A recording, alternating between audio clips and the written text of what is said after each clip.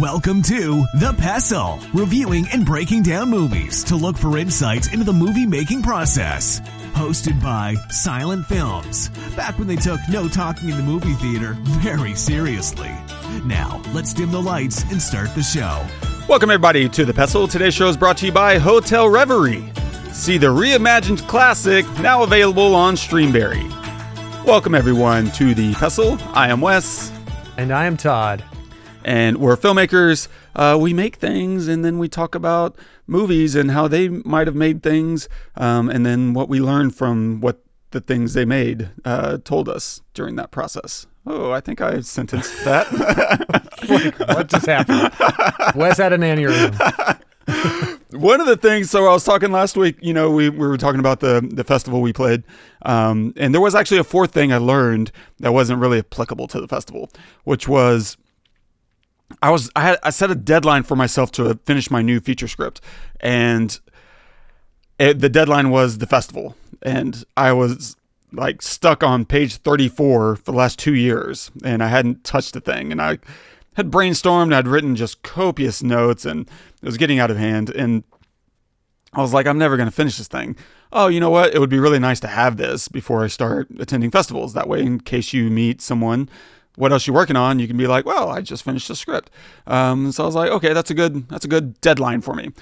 There's no way I'm finishing this. Like I haven't touched it, and now I need to write another 60 pages in the next month.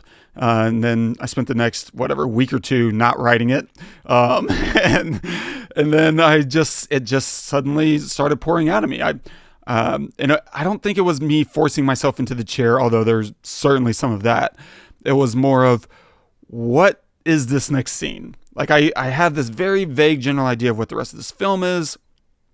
Just what is this next scene? See if you can just write the next scene. What happens here? And then I wrote that. And then once the, not to get too Forrester over here, but, punch the keys. Like you just sometimes have to hit the keys and your mind will start going to work. I'm not someone who can really talk my ideas out. Like I can do that a little bit, but my fingers do so much thinking for me. And sometimes I don't know what they're even thinking until they've already said it. And then it's like, oh, I get it. And they're just like possessed. And so I think the thing that I learned was I do really well on a deadline because I ended up writing 85 pages over the course of like 3 weeks, give or take. And even the nice thing was I had to drive. I had this 12-hour drive, bro. And I didn't know if I didn't hit my deadline. Like I needed to be done by Wednesday night because Thursday I was driving and then Friday I'd be in the festival and dealing with that stuff. And so I get to the end of the script, Wednesday night, and I have like one more sequence to write. And I kind of know what it is, but I don't. And it's 2 a.m. I need to go to bed so I can wake up and drive. And I'm so let down because I really had this goal and I'm so close to it. And what was funny was driving for 12 hours uninterrupted. All my brain could do was think about this final scene and piece it together and start rehearsing it and practicing it and saying, oh, what if they said this? Or what if they said that? And I was like, oh, okay, yeah. And then over the first, 4 hours, I finished writing the script, and I hate texting and driving. I don't want to say how much I hate it, but I think I've ended relationships because I would not text someone back because I was driving. Just to give you an idea, I really hate it. So, but I couldn't say it out loud, and so I grabbed my phone and like blindly typed it out, through whatever the swiping gestures are, and just typo riddled. But I was able to type out the exact ideas that I had, so that the next day, whenever I woke up and was too tired to do anything, I just sat in bed and was like, oh, I'll just transcribe what I wrote, typos and all, or typos fixed. But that was just the thing that I learned was I work really well on a deadline, and if I also will just trust myself and stop trying to write 85 pages in 1 hour. Instead, say, write this one scene. Do you even know what the next scene is? If you do, just take a crack at that, And the other thing I guess I learned was I'm not Eric Roth. Eric Roth is a writer who's just a legend. He's written so many, screenplays that we've all watched. And the way he starts every day is rereading everything he's written. He'll read page 1 up until page 100 and then finish writing so that he's in the flow. And I did that with my last script, and it was a massive roadblock. Like, I cannot write that way because I read so slowly. I'll be tired by the time I get to where I'm at. And I'm like, I don't want to write anymore. I'm just exhausted. And so what I learned on this one is, okay, don't do that. Instead, read the last scene, maybe the last 2 scenes. Make a few edits to those and then continue. Now you're back in your rhythm. You have the story in your head. So I learned a lot just from this last process, but especially giving myself a self-imposed deadline that I believed, that I had a reason for wanting, really helped me get through stuff. And I don't know, do you relate to that at all? Do you work well on a deadline, or is it just like I work well whenever I just make things? I have to have a deadline. I have to. It used to be where it was, I would make stuff just because I felt like I have to be doing something. I felt like this pressure to make something, right? And I didn't really like that, but that's just how I was. I always work better when I have like a date when this project has to be done, or this piece has to be sent to a director, or I need to finish this because I'm going to go in the studio, by this date or something like that. Or I have to watch this film because tomorrow we're going to do a podcast. Like, an actual deadline makes me do something, and not just makes me do it and I don't want to do it. It makes me do it so that I can be prepared. So I feel like I'm ready for this thing that's going to happen, whether that's, my piece of music being inserted into a film, or whether it's, so that director can, you could submit it to a festival or something. Like if I haven't, because then the thing will never be done if I don't have that. It'll just be a version of Undone forever, So yeah, I'm totally that way. Dude, that's awesome. Nice. So yeah, I guess whatever sins that we have in terms of our creative life go. What are we covering today? Nicely done. Today we are covering Sinners, Ryan Coogler's new film that's out in theaters while we're recording this episode. If you haven't seen it, please pause the episode and go watch it. We do not want to spoil anything about this movie, and we definitely will. So yeah. Absolutely correct. We'll dive into the story and writing. We'll talk about fairy tales and flashbacks and protagonists and other such stuff and things and stuff. And a quick synopsis of the film. Trying to leave their troubled lives behind, twin brothers return to their hometown to start again, only to discover that an even greater evil is waiting to welcome them back. Written and directed by Ryan Coogler, cinematography by Durald, Arkapaw, featuring Michael B. Jordan as Smokestack twins, Miles Caton as Sammie, the preacher boy, Hailee Steinfeld as Mary, Delroy Lindo as Delta Slim, Wunmi Mosaku as Annie, and Jayme Lawson as Pearline. What y'all doing? Just step aside and let me on in now. Why you need him to do that? You big and strong enough to push past us? Well, that wouldn't be too polite now, would it, Miss Annie? I don't know why I'm talking to you anyway. Smoke. Don't talk to him. You talking to me right now. Why you can't just walk your big ass up in here without an invite, huh? Go ahead. Admit to it. Admit to what? That you dead. So you listening to this? Now we out here playing games, telling ghost stories in place of doing what we ought to do. And what is it we supposed to be doing? Being kind to one another. And being polite. Now we is one people, and we shouldn't go in barging into other folks' places uninvited, so.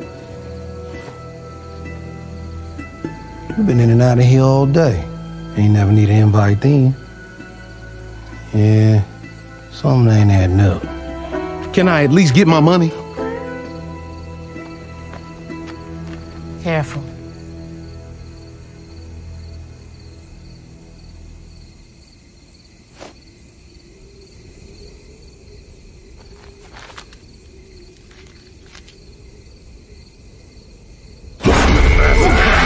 So, I don't know what your expectations were walking into this. I didn't know it was a vampire movie, for instance. There's a lot I didn't know. So walking in, I guess, what did you expect and how'd it go? I knew it was a vampire movie. It would have been more interesting, I think, if I didn't know, to be honest. But I adore this movie. It's the reason why movies are made. It really is. It's fantastic for me. Michael B. Jordan, this is my favorite role I've seen him in. Wow. He completely disappears, and I can tell the difference between Smoke and Stack, even without the hat. Like, and it's so subtle. It's so subtle. Just like the way that he plays it. I know that Stack, I think, has, gold in his teeth, and Smoke doesn't. Obviously Smoke is in the blue hat and stuff, and Stack is in the red. But so I think Ryan does a really good job of like visually, not hitting you over the head, but visually showing you who is who. But apart from visually, Michael B. Jordan has to play them just slightly different, just very, the way that he says a word or delivers a line or something is just slightly different. I feel like Smoke is a little bit more, down the line, a little bit more like controlled and targeted. And then Stack is more, like anything goes kind of thing. You could tell he's the younger brother. Yeah. He was the second, he's the younger twin, 2 minutes younger or something like that. Yeah. His big brother. Yeah. So I think I love that. Miles Caton. Yeah. Holy hell. Yeah. That kid. I was in tears multiple times watching him perform. And let me just start off by saying, we know it on this podcast, I'm a musician, so I'm very particular about music being played in a movie, right? It's always cast by non-musicians who are acting like they play guitar or play piano or play whatever. And in this case, it is not the case. Miles destroys it. Absolutely. And he's playing. He is really playing. He's really singing.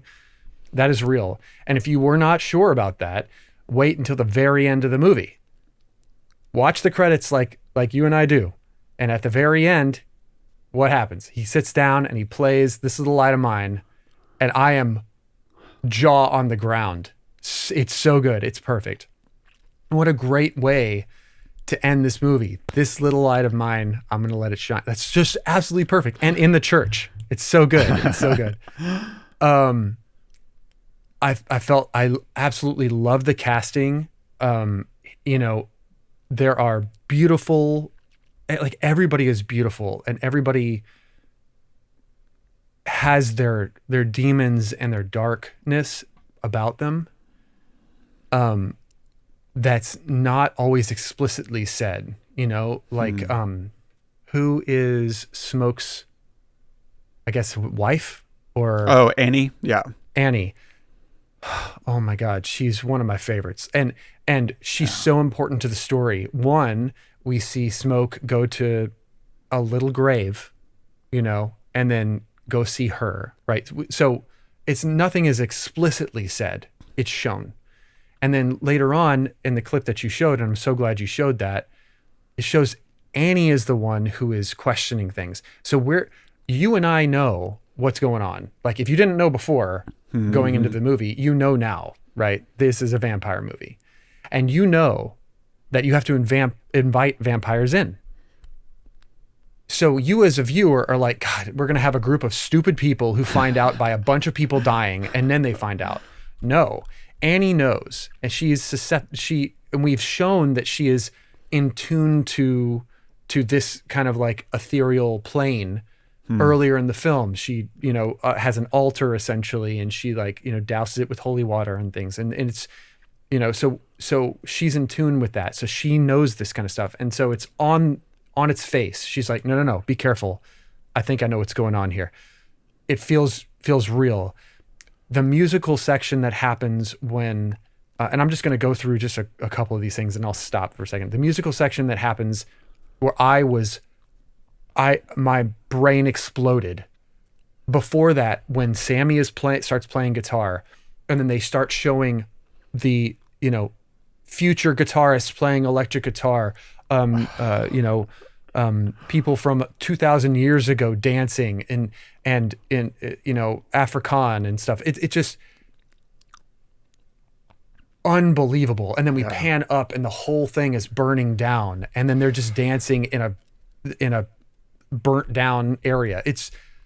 And then cut to the vampires outside, looking at the full structure. So we know this is not really happening, but this is basically what they're seeing as vampires that Sammie is doing, because Sammie is drawing them in because of how good he is, right? And we established that at the very beginning. Sometimes somebody has so much talent that it pulls from other realms, however they said it. I don't even know.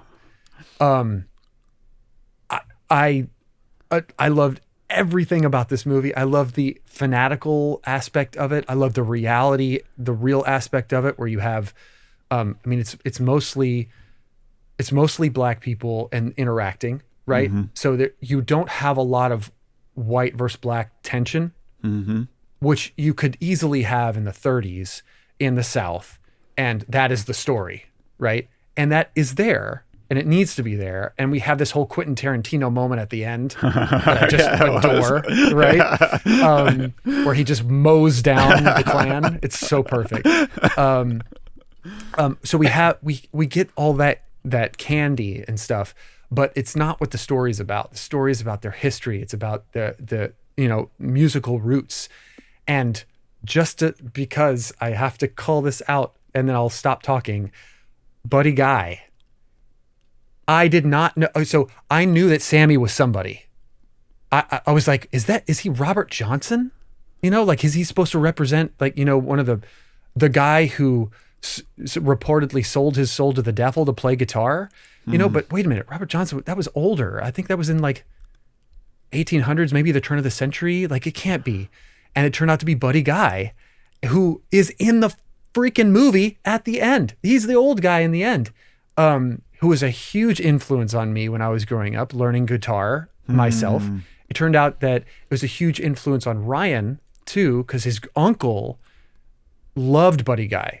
He would go see Buddy Guy play all the time, and all he would talk about is Buddy Guy. So this whole movie for Ryan is like an homage to his uncle, to his past, to family members. Everything is like this is the movie he's wanted to make for a really long time and means a lot to him.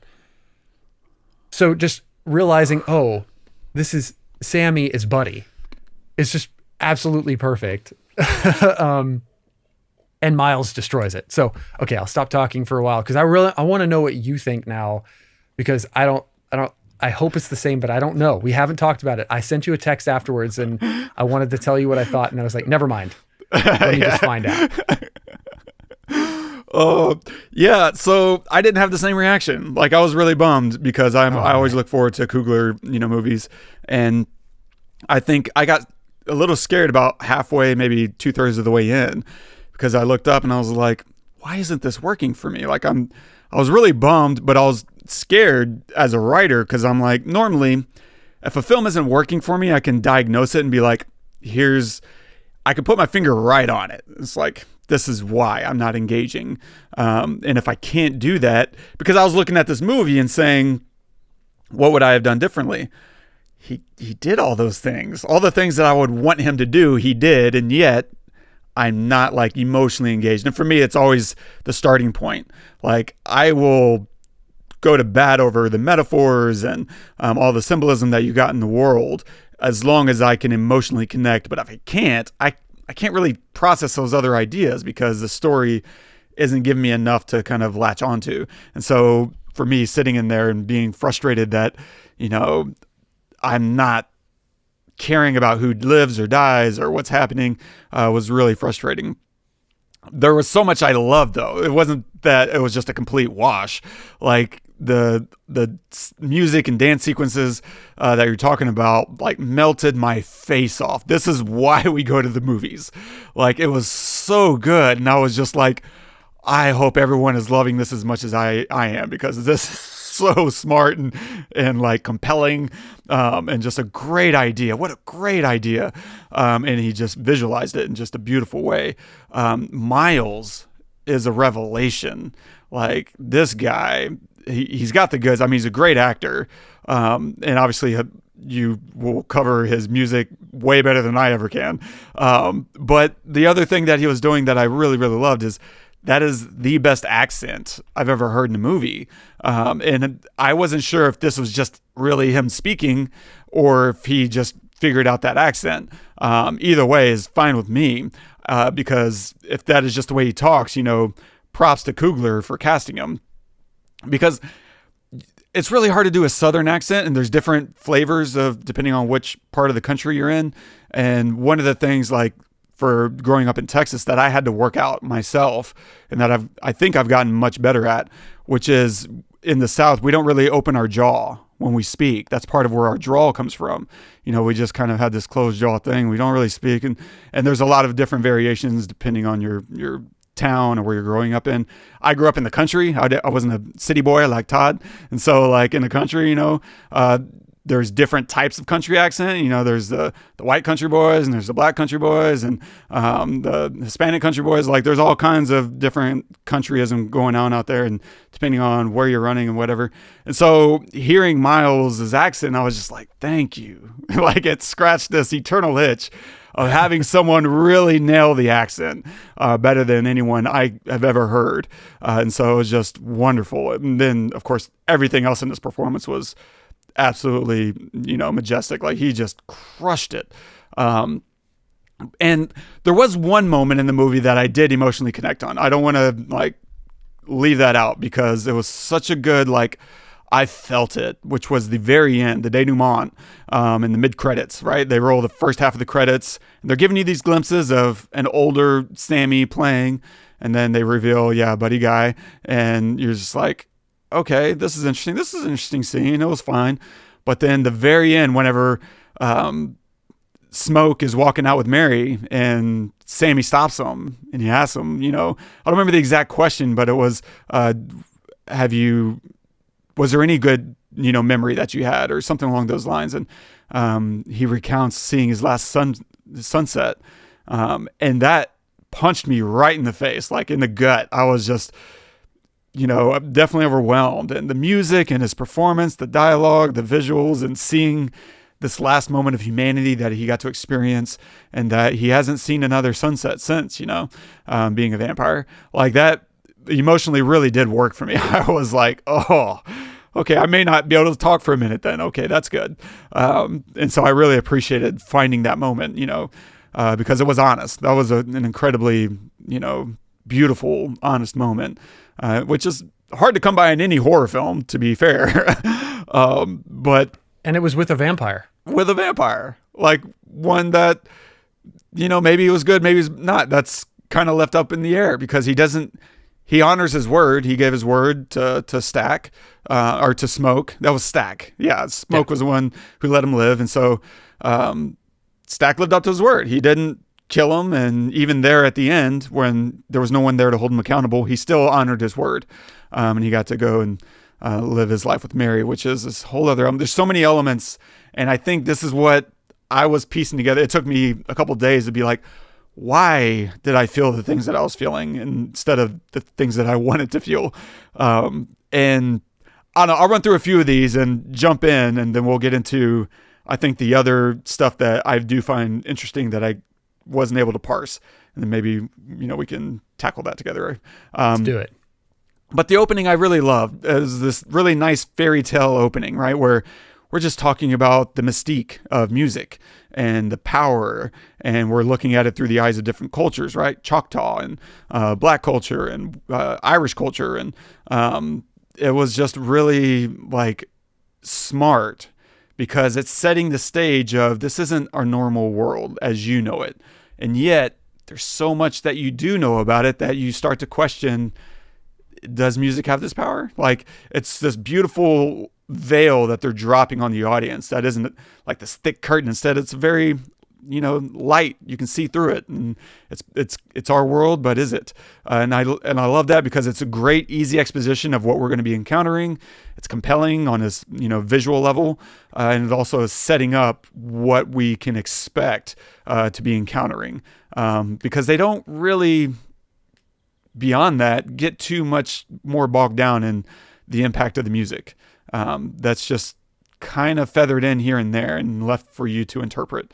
So I just wonder how much we take advantage in the story of what we learn there, because we also don't really encounter Choctaws anymore. We see them in the opening when they're chasing, what's his name? I didn't write it down. The main ringleader devil. Who's so good. His accent was amazing too, by the way. Oh my God. Yes. Incredible. And I really don't think that's his actual accent. So definitely not. Right. He crushed it. Very impressive. And so we're watching the Native Americans kind of chase this guy down and then like, yep, we're out.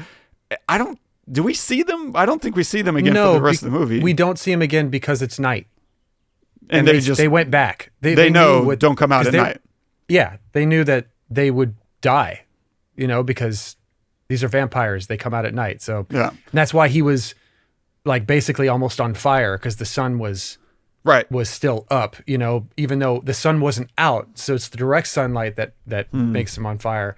It wasn't direct, but it was still there. So as soon as it went down, they're like, we got to go, boss, or whatever. Yeah. And so that's why they left. And then the rest of the movie is at night, until, the sun comes up. So you're not going to see him. Yeah. And so it's one of those things where I'm like, they invoke this thing and we really don't take advantage of it. I don't know. Not that really rubbed me that wrong, but it was just one of these many elements of how tight is the ideas in the script and that part. And so I think the reason I really wasn't responding was there was a protagonist problem. Like, we hand all kinds of decisions to the twins, but Sammie seems to be our central character. And so we're moving around so much continuously, whereas I think we spend too much time unfocused and being spread out. Maybe it would be better to make twins our only main characters and only pass the torch to Sammie after they die. This gives us more time with the twins and building out their relationship. Because we're a little bit like we do that teaser, right? In the opening, we do the fairy tale opening, and then we cut to the church, and then Sammie bursts in, and then they have these kind of jump scares, with the flashback of what he experienced, and that's kind of that one that just didn't really work for me, just because it reeks of it's going to take a while to get to the good stuff, and so we're going to tease you up front to kind of keep you interested, and I don't know that it really made the impact that I wanted it to make. Like, it didn't make me care about anyone more, and it didn't really give me enough information to make anything else matter. If we had come back to that halfway through the film to pick back up and more events unfold after that, that would have been a good use of it. But just saving it as kind of a bookend, it didn't play for me because it just didn't seem to matter. It was just purely there as a teaser. And so if you do the thing that I'm talking about, which is make Sammie a secondary character and we don't see anything from his point of view until the twins die, that means we cut that opener, that teaser in the church. And it also means cutting out most of Sammie's little love affair that he's having with that woman, who's married, which is interesting when you factor in Mary, who's also married, and she's having her own affair. It's calling the question a little bit of, were women free to do as they want, or were they kind of beholden to their times? But we don't really spend enough time exploring that to really make sense of it as a continual thread that we're exploring in all these different relationships. And so it means I would be okay with him losing that whole thing with the other singer, Pearline, and instead maybe it means a confrontation between the twins and Sammie's dad. That makes sense to me because now we're seeing what he's going through with his dad being a preacher's son in the context of the twins battling. So now you have this kind of good and evil battle over Sammie and his music that is kind of the whole epitome of this story, right? And so now you're having it reflected in another avenue that you can start to suss out and bring out more of the themes of the story. And now every Sammie element has to run through the twins. And now we're spending more time with the twins and we're building more emotional connection, because I think my other main issue with this is I don't like Michael B. Jordan playing two characters. I think it plays a lot stronger for me. I just kept getting distracted by Michael B. Jordan instead of being pulled into Smoke and Stack. Like, I thought he did a great job. It's not that his performance wasn't good enough. It was that it was just a little distracting, some of the techniques that they were using. And then I keep making sure, like, oh, this is Smoke. Okay, yeah, this is Stack. And instead, if you just kind of do Big Brother, Little Brother, actual two different actors. Michael B is the big brother, and he has, a 1 year younger brother, whatever, cousin. Then you can kind of draw a quicker line, and now it's much easier to emotionally engage in these characters because there's never a moment where I'm like, wait, is this okay? Yeah, no, this is Smoke. Oh, no, this is Stack. Crap. Okay. And it's just fluid. I'm just always present. And that alone, I think, smooths out a ton because I do want to see him and Annie come together, which I love that introduction with Annie was fantastic. Like, he walks in there and she's giving him hell. And then he's over here, showing, and it's such a good demonstration of character because we're understanding what he finds important, which is money and power.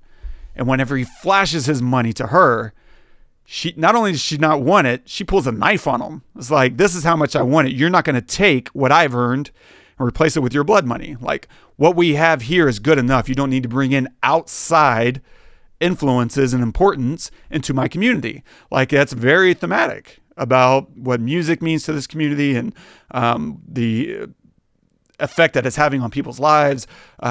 So that whole tension in their opening was just so good. And yet we're just kind of cutting around so much where I think making even better to me would be make Smoke the main character, Stack a secondary character.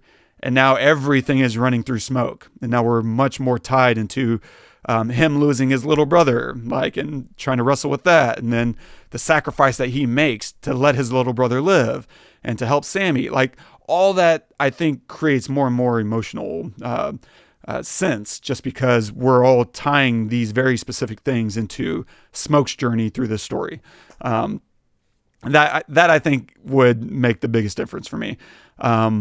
Because there's other elements where I'm like, I can feel the story trying to help the audience. And whenever you're doing that, it's like, I can feel like your worries as a storyteller. And this is just me, but watching as another storyteller or wannabe storyteller maybe.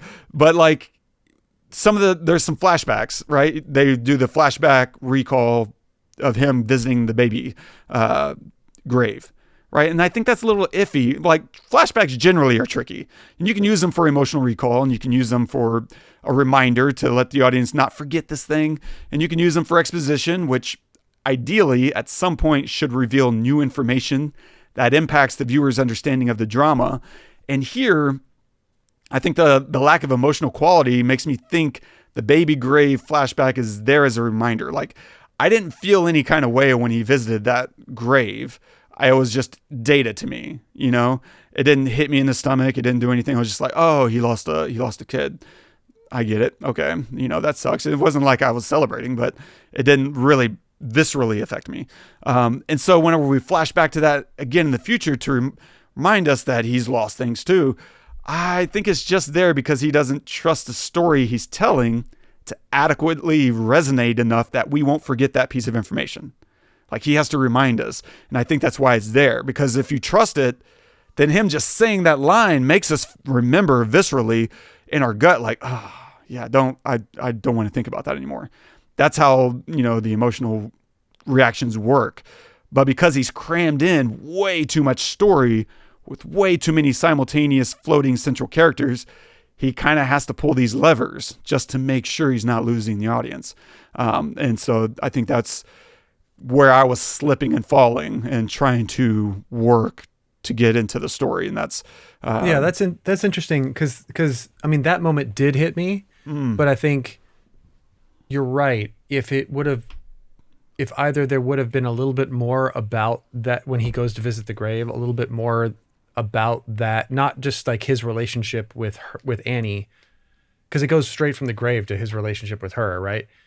If there would have maybe been a little bit more, or if the flashback would have revealed maybe that he held the baby at one point or something, or that maybe the baby actually dying in his arms or something like that, then it could have been more purposeful or motivated, I guess, that the flashback. Yeah, I can see that. Yeah, just because then, okay, let's go into a bigger flashback. He goes to the grave the first time, and then, we see him holding the child and maybe having a fight with Annie about why didn't your magic, if it's real, why didn't it save our child? Now we have this conflict about whether or not magic exists and whether it works, because without a little more, I don't really know what we're trying to say about her magic and her spirituality, because he points out like this stuff couldn't save our child,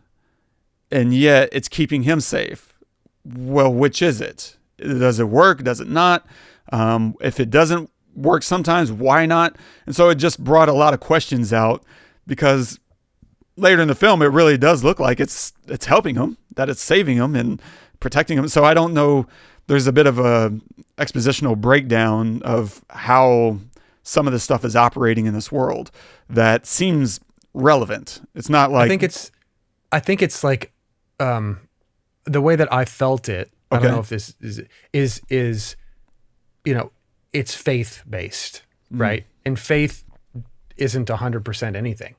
Sometimes you feel like, oh, this happened and I was praying for it, so it worked. But I was praying for her to get better and she didn't, and she's dead now. But I asked for it. It's like it's the dichotomy of faith, right? Of like it, or the hypocrisy of faith. I guess is a better way of saying it, right? That I would agree with, because I want to believe, that what I'm doing is helping, even though it doesn't always help.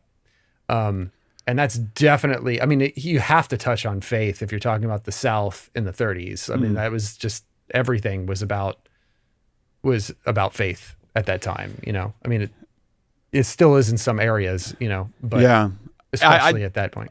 I don't disagree with any of that. Like, I think you're right. I just don't see how it impacts or influences the plot or the outcomes of the characters in this story. It just seems like an additional thing that's in there without having any real resonant payoff. Well, she's the only one with faith that we know of, right? And so she's the one who has, or like understands like what's going on. Because she's researched it, or I don't know, but she's more versed in the heaven hell relationship. Okay, thing, that's fair. That's fair. Like because to your point, like she is the one questioning Cornbread, trying to get back in without permission and all that kind of thing. And so maybe it's just that extra layer to help us believe that she would reasonably be the one in touch with spirituality and mythos and that kind of thing. Because she's clearly not Christian. Those aren't Christian things that she's selling, right? Like some kind of spiritual thing that she's got going on there. And that's cool. So, okay. So there is some plot utility there. Granted. Thank you. I do see all your points though. I think that I had a big suspension of disbelief going through this. I loved Michael B. Jordan in two roles. How they did some of those interactions, I don't know. It was crazy. And this movie looked gorgeous to me. I don't think there was any shot where I was like, I don't know about that. The desaturation, just you can tell, like, there's the moment in the studio where you have in the show The Studio, Oh yeah, where you have, what's his name saying, I can totally tell if you shot it on film or not. A real movie buff can totally tell. And I don't know if that's necessarily true, but in this case, I can 100% tell. And it's not because of the grain, even though the grain is gorgeous. It is because of the color. You get these deep, lush blacks without them being completely devoid of information. And then you get like just a gigantic range. I mean, it's absolutely, and I didn't even see it on an IMAX, because I just saw it on a normal screen, and I'm like, holy cow, this looks absolutely breathtaking. And I think that like you or I with an IMAX camera could probably pull something off. Like, it's just that good. That's what I think. I agree. Like, I completely agree. Visually amazing. Like the mise en scene, right, of everything. Oh yeah, it was just beautiful. The production design, the props, the wardrobes, the blocking, like all the compositions. Some of my favorite lighting I've seen in this era, because normally I feel like this era is a little overlit for what you would actually experience in the 20s and 30s. Like their lighting wasn't that good back then. Like, and it was expensive, and in a million different ways, right? It's hard to light, and it felt appropriately dim, and you're struggling to see things, and yet it was still lit for production, and so they found just this beautiful line in the sand that's like, okay, here's when we're doing too much, and here's when it feels right to the era. And it just made everyone look beautiful. And this goes to film too. The skin tones on film are just better.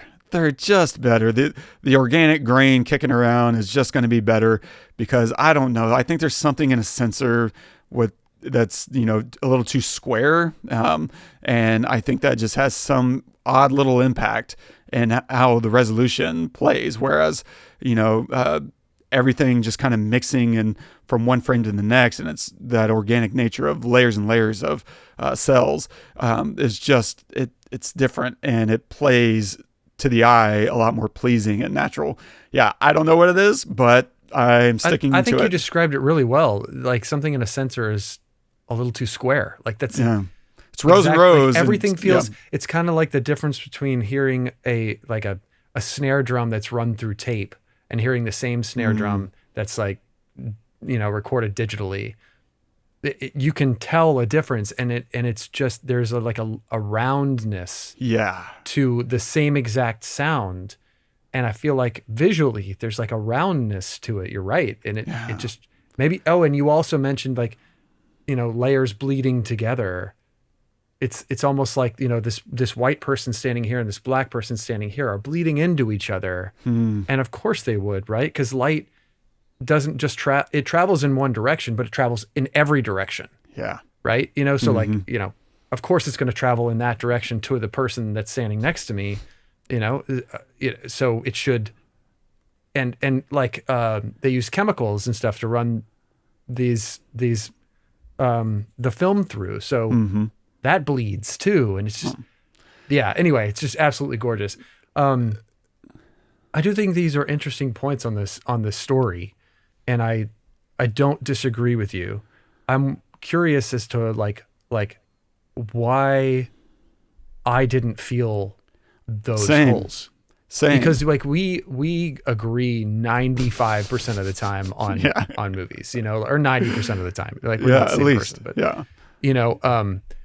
and a lot of times when we disagree, I'm like, okay, I can see that.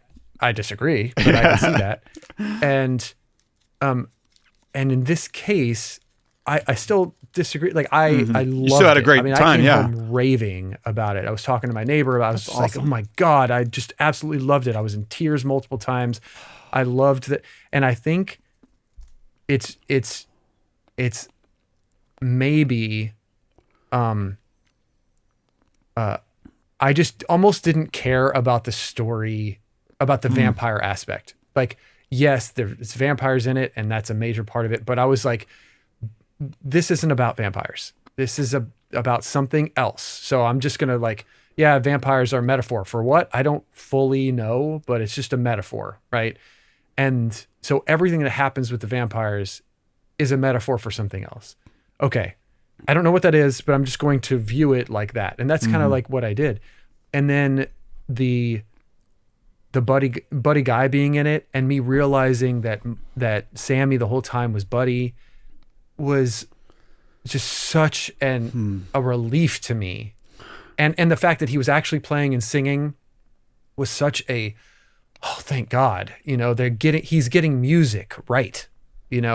I think that my love for it was because of that, because I'm always, if there's music that's played in a movie, I'm always so just watching carefully and questioning and it has to be perfect for me to not, just like maybe a script needs to be perfect for you, or like a scenario needs to be, because you're a writer, you're a screenwriter.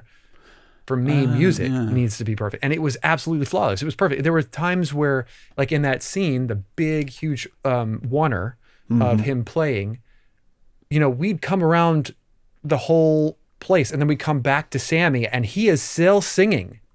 Maybe it's ADR'd at that point. It wasn't at the beginning, but maybe at that point it was ADR'd. But there are these nuances that he's singing, these like O's at a certain pitch, right? And an O that's higher, you do something else with your head and your neck than an O that's lower, right? And so, and this is like 45 seconds or a minute and a half, whatever, into this oneer. Going for it. Right. So I'm thinking, is this whole thing done around him singing this track and he's actually still singing it, right? Or maybe they ADR'd it and he just is perfectly in sync with it when they come around after a minute and a half. I don't know, but they really got it. And the whole time I'm feeling like everything is happening because of Sammie, because he is nailing this and he's putting it down and he's really actually doing it.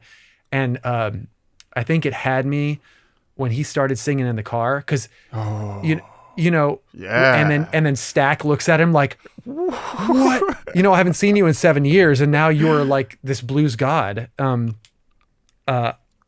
I thought at that moment, I said, I don't care what happens in this movie. I don't care, because Ryan gets it, right? Musically, Ryan gets it.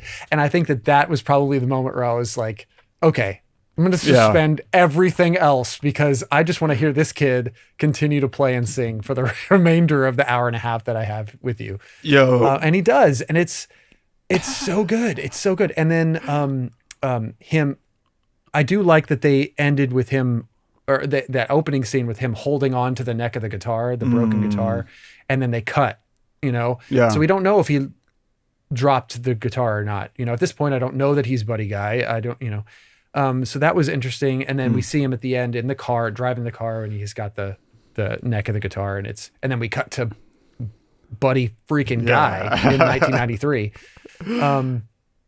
So yeah, I think I might have suspended a little bit more disbelief on that front, just because I was so in love with what he was doing with music. And I think maybe that was, I don't think that was all he was trying to get through, but I think that was probably the main, what I got out of it was that's the main theme of like music, not only bringing people together, his people, because there's that line that, was it Delta Slim? There's that line where he says this, this is ours. We brought this here. This came from our home, right? This is ours. And then even the vampires, the white folk out there, they're not singing blues.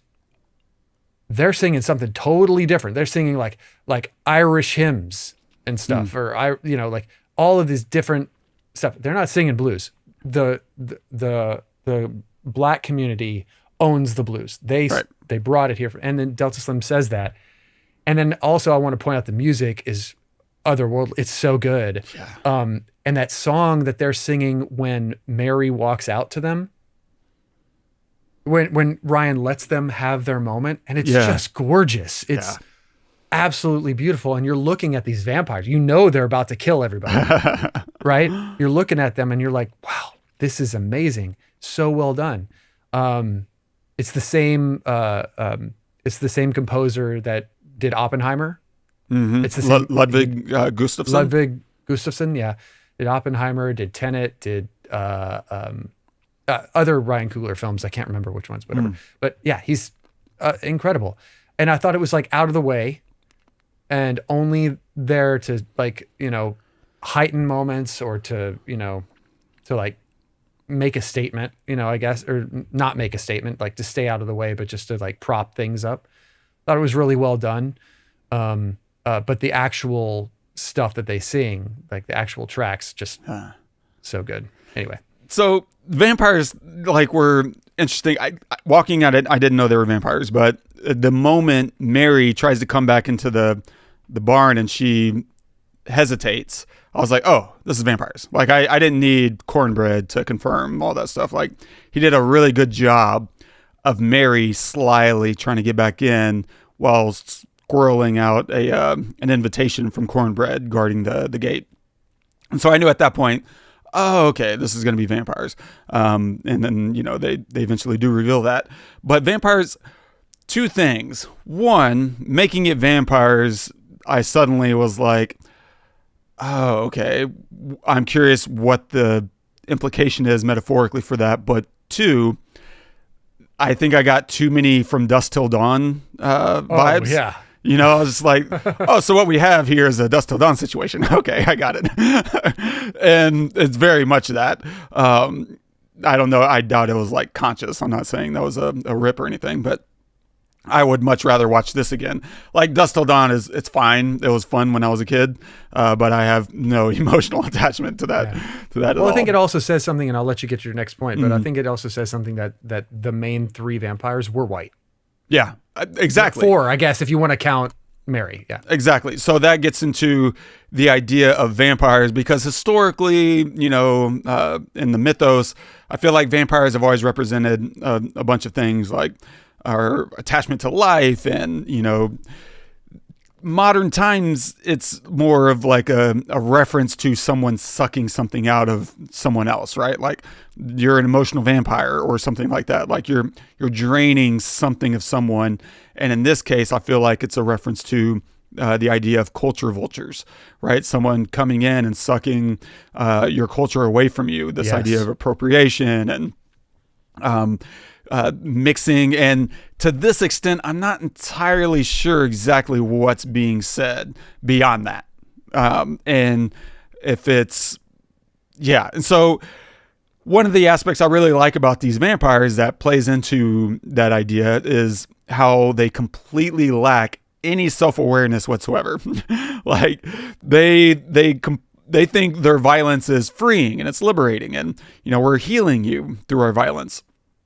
And to wit, towards the end, you have the husband and wife, and the husband goes out to get the car, and then he comes back, and he's inviting his wife, like, hey, I got the car running, I got it all warmed up, let's go. And she's like, what in the world? Because, 3 feet away, there's another vampire gorging himself on one of their friends, and he's just completely oblivious to the snacking as could be seen as being off-putting. Like to him, it's just like, what? Oh, they're fine. Let's go. And it's so, perfect tonally because that's kind of what you get out of culture vultures. Like there's this completely lack of understanding. And so like Post Malone made his, fame using hip hop. And now he's turned country and it's like he's dissing hip hop. Like he's completely revealed himself as someone who was never a part of that culture. And instead, he was just using it as an avenue that could be disposed of. And that's really gross. Like, it's really like, okay, you're not one of us, like, go away. And there's been tons of white artists that have come in, and this is certainly playing on that idea. I mean, the most famous one that people use, and I don't know how true or relevant it is or whatever, but like Elvis being someone who took the blues, from the black community, and that's become a pejorative in itself, right? Calling someone an Elvis. And again, I don't know anything about Elvis. I don't know anything about blues history. So I am completely indifferent to all of that, to be completely frank. But it seems to be playing on these ideas, right? You have these white people who come in and hear this blues player, and they want to take him. Y'all are all fine. We'll leave y'all alone even. Just give us the music. And that is very pointed, right? Like, we don't want anything to do with y'all. We just want your music. Feels very, apropos of so much of our culture today, that how many white people want to listen to hip hop and rap and then, not allow black people into their schools or whatever is going on in some of these communities. Like, let's not pretend that district lining isn't a real thing. Redlining isn't a historical thing. Like, this has been ever present. And so I feel like he's calling some of these things out, but my problem is, to what extent, I don't really know. And like, what's the end game? What is he ultimately trying to say? Is that it's just inevitable, that you can't help, but if you're going to be in this country and in the world, that other people are eventually going to like and adapt your stuff as their own. Is this a good or a bad thing? I don't know, because again, Stack and Mary can't be together as humans in their town. She's married. They're mixed, right? You can't have an interracial couple. If you're not familiar with Love v. Virginia, like there's historical congressional Supreme Court judicial precedents that had to take place just to allow black and white people to live in the same house, basically, And so then as vampires, they get to go off into the sunset, so to speak, and live together, and be and exist as people, or as vampires anyway, as long as they don't go out in the daylight, And so I don't know what commentary is drawn the line where, or if it's just saying this is life in metaphor, and it just is. And I'm not trying to comment on it at all. I'm just having a different viewpoint and putting different lenses on it. And if that's the case, I guess I'd be a little worried about the necessity of violence to let some of those things happen. Like Love Virginia, the Loves didn't have to have violence in order to get free. They had to endure violence, but they themselves did not become violent. And I don't know, maybe Stack and Mary didn't. Maybe they weren't violent. I don't remember if Mary she took Stack. But again, this gets into my confusion. Like, so the white woman violently abducted the black man in order to have him for her own. That doesn't seem healthy. Like, that's not good. So I guess I'm just confused about the metaphor as well. But maybe if I watched it a second time and really thought about those things, it would become like super clear and obvious at that point. But I only did the one viewing. I've been so focused on a submission deadline for my new script that I just didn't make time to go to another 2+ hour screening. And so I don't know if any of that like jumps out at you.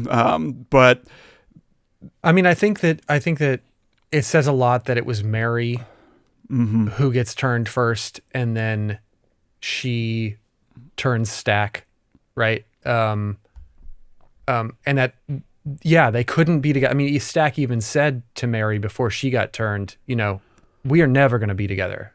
Like, that's why he left her crying, standing there. Like, and I don't know why he left her.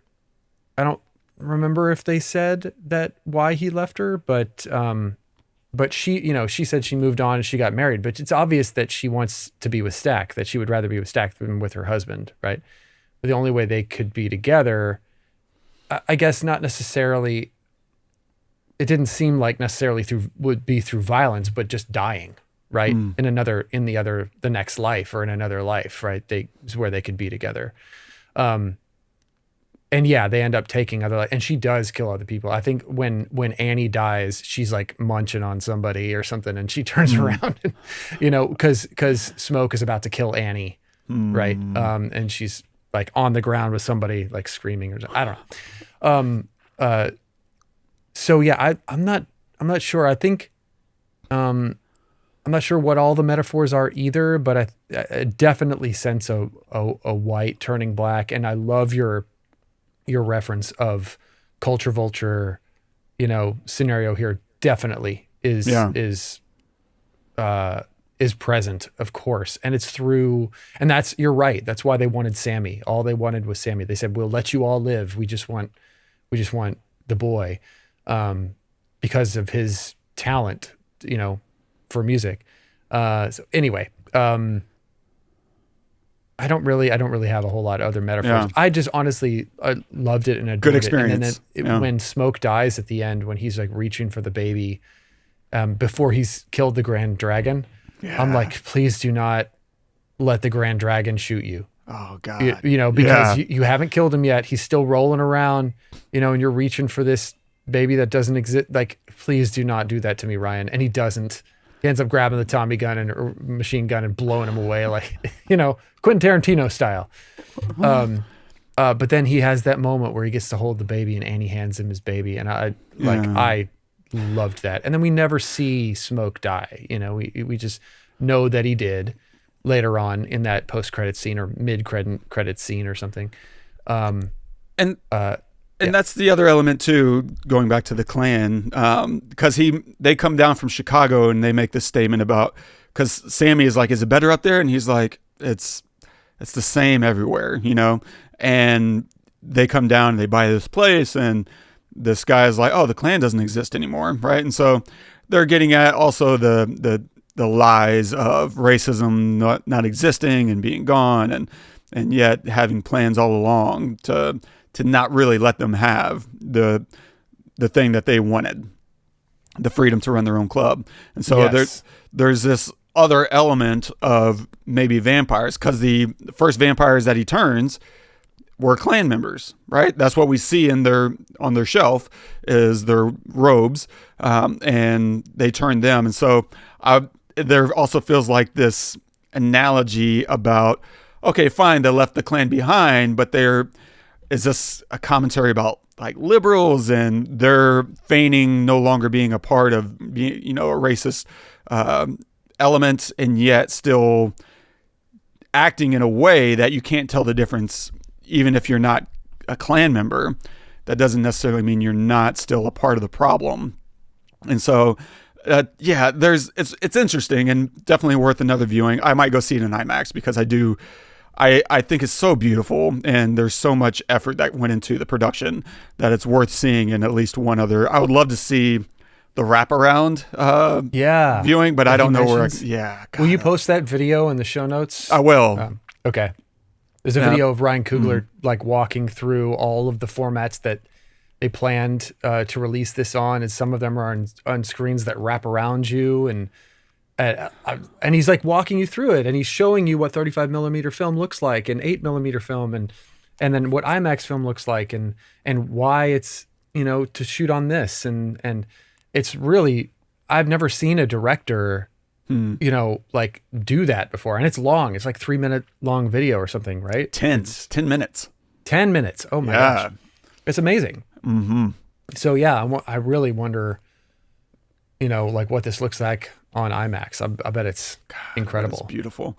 And so it's definitely worth more analysis. And, I'm sorry I didn't have time to do a more thorough dive in, because there's going to be, it's just the way writers write. And Coogler's one of the greatest, and I know he's worked in lines of dialogue here and there and, peppered throughout the film that are speaking to the themes, stuff like what you were saying, Delta Slim said, which, by the way, please, more Delroy Lindo. Like, what a God underutilized actor. What the hell have y'all been doing? Exactly.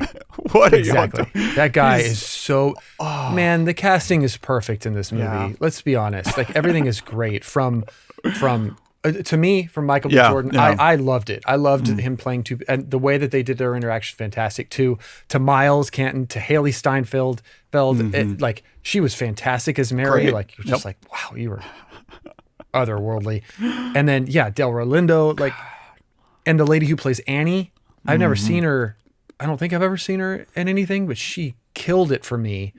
I loved Smoke with her. I really did. I thought that was so cool, and everybody just killed it. Even the main vampire guy that you were mentioning earlier with his accent, just fantastic. I think there is too. You brought it up earlier. The last thing I'll say is there is something going on with the fake kindness that these vampires exude. It's just always kind, and everybody, we're just being, they say it all the time.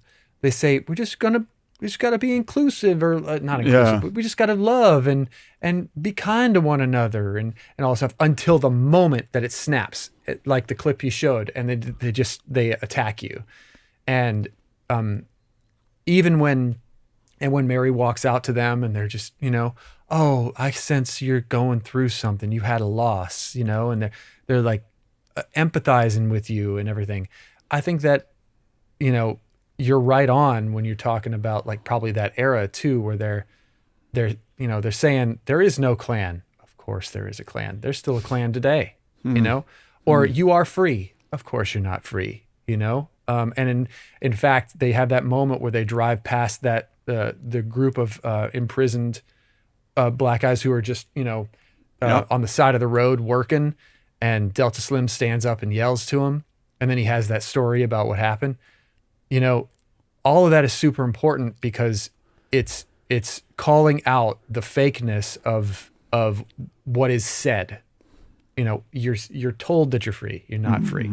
You're told that we just want to be kind. We don't want to be kind. You're told that there is no clan. Yes, there is clan. You're told that we're not going to hurt you. Of course we're going to hurt you.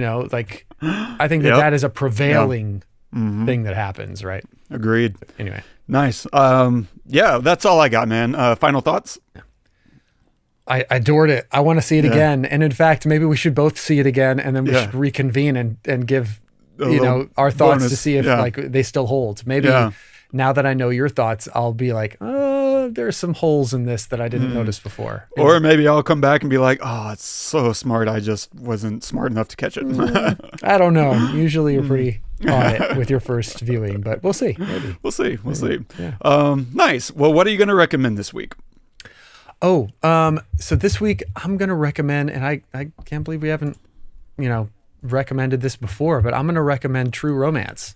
It's an old film from the early 90s, 93. Yeah, 93.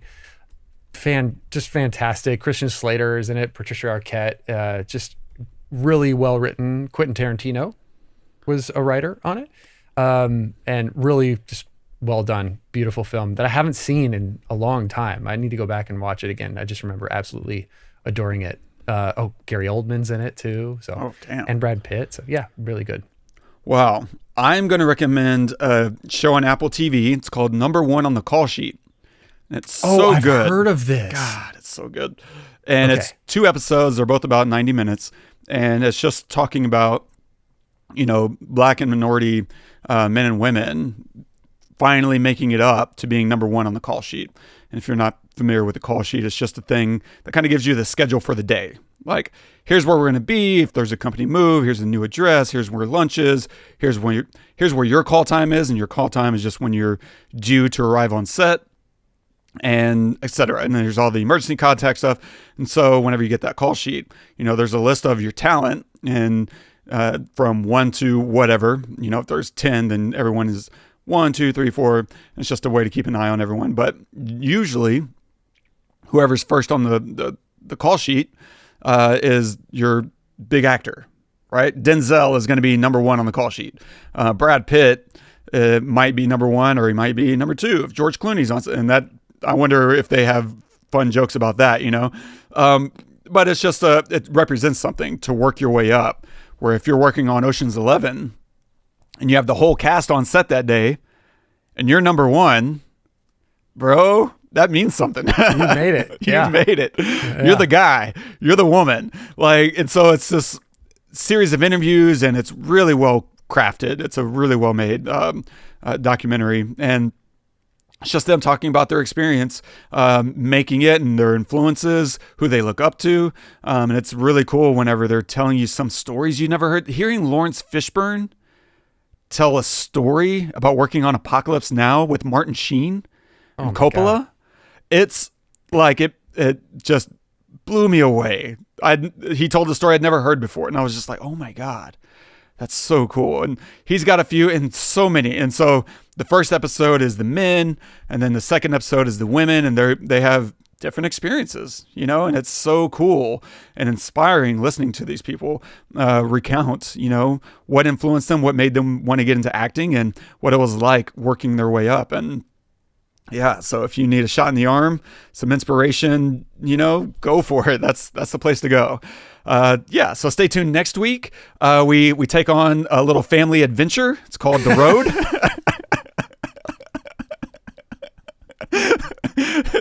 It's Cormac McCarthy's The Road with Viggo Mortensen. And it's, yeah, so grab a shot of whiskey or 10 and watch that with us, and stay tuned for that next week. And if you're enjoying the show, don't forget, subscribe, leave us a review. If there's something you want us to cover, leave us a note. Let us know. We might just cover it. And if you want to comment on this episode, tell me how I messed up. Here's what you're missing, Wes. Politely, kindly. We're all just here to be kind to one another. Perfect. You can do that at thepestlepodcast.com/sinners. And our quote of the day is from John F. Kennedy. If art is to nourish the roots of our culture, society must set the artist free to follow his vision wherever it takes him. Or her. Or her. Yes. Thank you. Yes. Well done. Yeah, man. Like, honestly, when I saw this quote, it was just, I love that Coogler told this story, you know, and I hope he gets to keep telling. I hope this crushes in the box office, because I want the studio to just greenlight whatever he wants to do next. And we need Cooglers and more, you know, Cooglers and Michael B's. Like, we have a friend right now working with Michael B. Jordan on some stuff, you know, in Canada that obviously we can't talk about, but it's awesome that he's now seeing the possibilities as a producer and as a creator, that he's not just going to be an actor. And acting's powerful, but telling your own stories also powerful. And we need more. We need more Black people behind the camera telling stories and you know, giving us more views of the world that we can't have if it's only Christopher Nolan who gets to tell stories that he wants to tell. Like, we need Greta Gerwigs and Cooglers and Michael B. Jordans and everyone else. And we have to allow them wherever they want to go. Follow your vision. And I think that also goes for culture mixing. Like, I'm huge. Like, that's what makes America great, is the fact that a million different cultures came together and made something else. And you can still go and have whatever, you know, gumbo in this part of town, and that's great. But, you know, what does gumbo look like if it's mixed with Mexican food? I don't know. I want to find out. I think maybe. Like, but, you know, I'm big on culture mixing, and that's what's made so much amazing music and amazing art. It's people being inspired from other people.